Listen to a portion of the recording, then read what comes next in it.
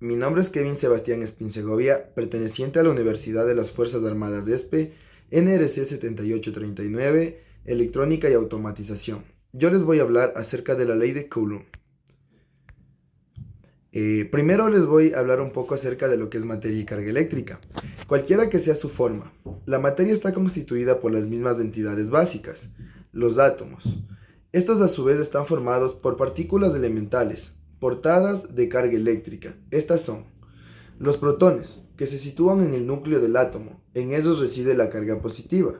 Los electrones, que se sitúan en la corteza del átomo. En ellos reside la carga negativa. También podemos decir que tenemos un objeto cargado. Esto es el exceso de electrones negativos y protones positivos. Como podemos nosotros ver en la imagen, podemos observar que los electrones se encuentran en la parte negativa, o sea, en la parte de la corteza, y los protones se encuentran en el núcleo del átomo. Carga eléctrica. La carga eléctrica Q es una propiedad fundamental de la materia, específicamente de sus partículas elementales, caracterizadas a partir de la fuerza electrostática. También se dice que es una magnitud fundamental de la física, responsable de la interacción electromagnética. Como podemos nosotros ver, la carga eléctrica, su unidad de medida es el Coulomb. Es una propiedad de la materia que nos permite saber el grado de electrificación que tiene el cuerpo. Bueno, las características de las cargas eléctricas es que ellas poseen dualidad de la carga, o sea, todas las partículas cargadas pueden dividirse positivas y negativas, de forma de que un mismo signo se repelen, mientras que el signo contrario se atraen. Esto último se conoce como primera. La ley de la electrostática. Las cargas eléctricas del mismo tipo interreaccionan repeliéndose y las cargas de distinto tipo interaccionan atrayéndose. Las magnitudes de esta interacción vienen dadas por la ley de Coulomb, que la vamos a ver un poco más adelante. Bueno, también entre estas tenemos la conservación de la carga, que nos dice que es cualquier proceso físico de la carga total de un sistema aislado que se conserva. Es decir, que es la suma de las cargas positivas y negativas presentes en un cierto instante, que no varía. Por eso también podemos decir que todo proceso físico o químico, la energía eléctrica no se crea ni se destruye, solo se transfiere. La cuantificación de la carga. La carga eléctrica siempre que se presenta como un múltiplo entero de una carga fundamental E, es decir, que la carga es igual a N por M. Donde vamos a ver nosotros que es una constante que tiene un valor aproximado a 1,602 por 10 a la 19 coulombios. Como les mencionaba, en el sistema internacional, la unidad de la carga se denomina coulomb. Se define como la cantidad de carga que pasa por la sección transversal de un conductor eléctrico en un segundo, cuando la corriente eléctrica es de 1 amperio. Vamos a ver nosotros los tipos de materiales. Existen conductores, aislantes y semiconductores. El conductor es un material a través del cual se transfiere fácilmente la carga, debido a que presenta poca oposición al flujo de corriente eléctrica. Un claro ejemplo de ellos es el cobre, el oro, la plata, el hierro. Un aislante es un material que reside fuertemente al flujo de la carga eléctrica, o sea que se opone al paso de la carga eléctrica. Un ejemplo es el plástico, el papel, la madera, el polietileno, etc. Un semiconductor es un material con capacidad intermedia para transportar carga eléctrica. El ejemplo es el silicio y el germanio. Vamos a hablar ahora sí de la ley de Coulomb. La ley de Coulomb es la magnitud de cada una de las fuerzas eléctricas con la que interactúan dos cargas puntuales en reposo.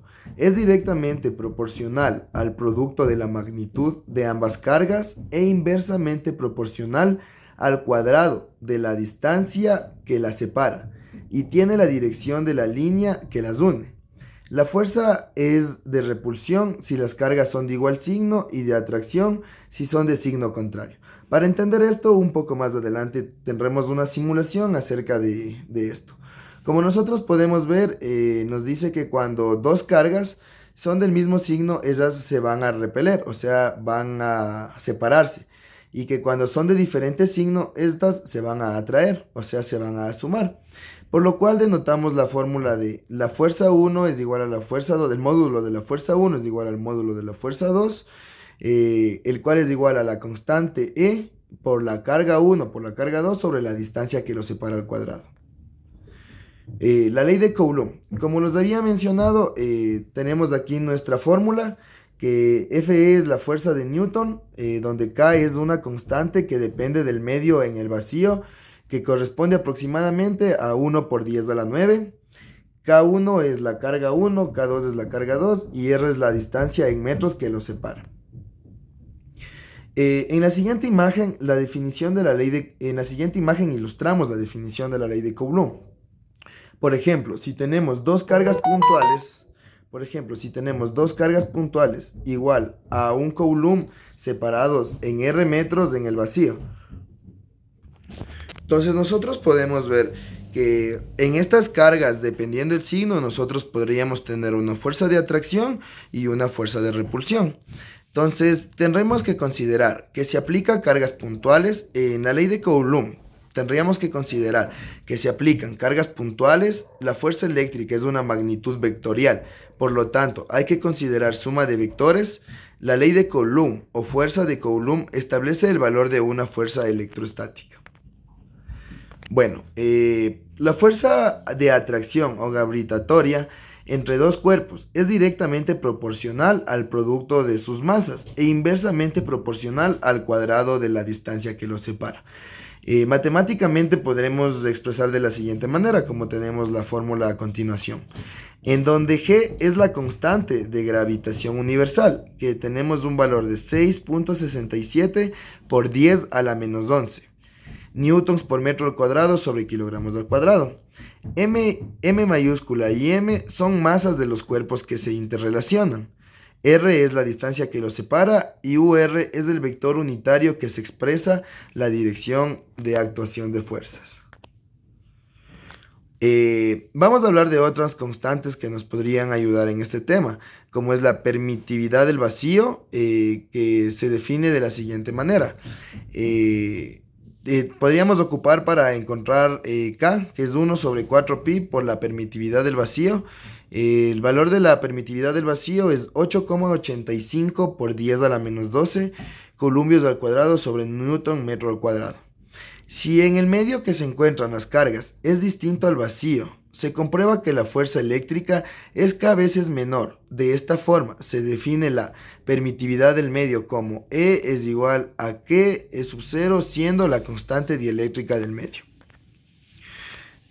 Bueno, el principio de superposición. Como la ley básica adicional no deducible de la ley de Coulomb, se encuentra el principio de superposición, la que nos dice que la fuerza total ejercida sobre una carga eléctrica Q por un conjunto de cargas discretas será igual a la suma vectorial de cada una de las fuerzas ejercidas por cada carga sobre la carga.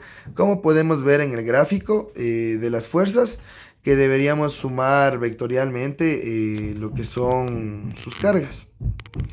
Bueno, vamos a ver una simulación acerca de la ley de Coulomb para entender un poco más de este tema. Es que existe entre la carga 1 al cuadrado más la carga 2 al cuadrado, como podemos ver, y nos daría un valor. Para poder simular la ley de Coulomb, vamos nosotros a tener dos cargas, las mismas que vamos a arrastrar cada una en el punto que deseemos para darle un valor determinado. Nosotros vamos a observar cómo se calcula la fuerza eléctrica F1,2, la cual está interactuando entre la carga 1 y la carga 2. Nosotros, como podemos observar, vamos a darle un valor determinado a la carga 1 y un valor determinado a la carga 2. Entonces nosotros podemos observar que el valor de la carga 1 es menos 72,60, menos 88,95 centímetros. El mismo que es menos 0,73 y menos 0,89 metros. De igual manera podemos nosotros fijarnos en la carga 2, que es 95,81 y 98,31 centímetros. Lo mismo que es 0,96 y 0,98 metros. Entonces nosotros vamos a darnos cuenta que las cargas con el mismo signo sufren una fuerza que tienden a separarse, y que las cargas con distinto signo sufren una fuerza que tienden a unirse. Entonces nosotros a través de esto vamos a comprobar. Si son el mismo signo, tienden a separarse. Entonces la carga, para sacar la distancia entre la carga 1 y la carga 2, como nosotros vemos que son de distinto signo, dice que tienden a unirse. Entonces esas dos cargas se van a sumar, dándonos un valor de 1,69, el mismo que podemos comprobarlo al rato de sumarlo en la calculadora. De igual manera, para sacarle el siguiente, podemos observar que las cargas de igual manera son de distinto signo. Entonces, por lo tanto, las mismas se van a sumar. Para comprobar, vamos a poner unas de distintos. A ver, para comprobar nosotros de otra manera vamos a poner cargas del mismo signo para que las mismas tiendan a separarse.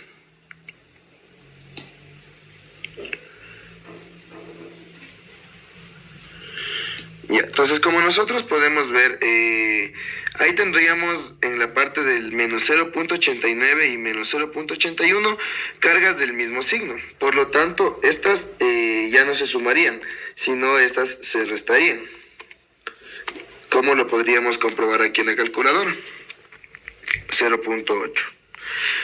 De igual manera, nosotros para poder calcular el vector unitario y la distancia nosotros sacamos la raíz que existe entre la carga 1 al cuadrado más la carga 2 al cuadrado, como podemos ver, y nos daría un valor. Para sacar nosotros del vector unitario, como nosotros observamos aquí, dividimos el valor del módulo de la distancia sobre cada valor de las cargas, que igual nos puede dar una distancia, y con esto nosotros ya podríamos obtener nuestra fuerza eléctrica con la que está interactuando nuestra carga 1 y nuestra carga 2.